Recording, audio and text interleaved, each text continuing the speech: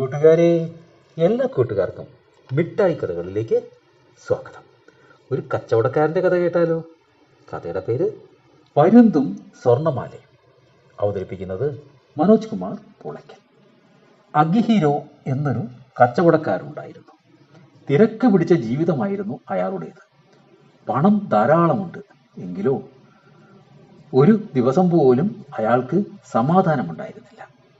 ഒരു ദിവസം അഗിഹിരോ ചങ്ങാതി യോഷിടാക്കയോട് പറഞ്ഞു, കച്ചവടത്തിന്റെ തിരക്കുകളെല്ലാം മറന്ന് സ്വസ്ഥമായി മറ്റെവിടെയെങ്കിലും 10 ദിവസം പോയി താമസിച്ചാൽ എല്ലാം ശരിയാകും.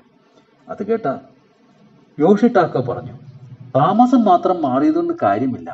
എന്നാൽ അഗിഹിരോ അത് സമ്മതിച്ചില്ല.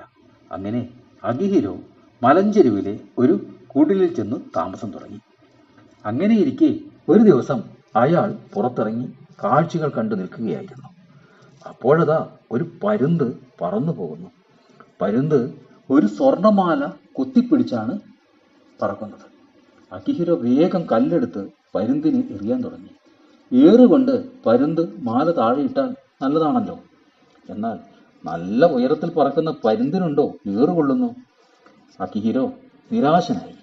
വെറുതെ കിട്ടുമായിരുന്നെങ്കിൽ സ്വർണമാലയല്ലേ നഷ്ടപ്പെട്ടത്. പിന്നീടുള്ള ദിവസം മുഴുവൻ അഗിഹിരോ അതേപ്പറ്റി ഓർത്ത് നിരാശനായിരുന്നു. തിരിച്ചെത്തിയപ്പോൾ അഗിഹിരോ യോഷിടാക്കയോട് കാര്യമെല്ലാം പറഞ്ഞു. യോഷിടാക്ക ചിരിച്ചു.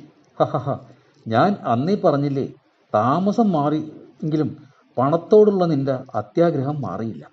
പിന്നെ എങ്ങനെ സമാധാനം കിട്ടും? കൂട്ടുകാർക്ക് കഥ ഇഷ്ടമായോ? എങ്കിൽ പുതിയൊരു കഥയുമായി നമുക്ക് നാളെ കാണാം. എല്ലാവർക്കും നല്ലൊരു ദിനം ആശംസിക്കുന്നു. Story uncle.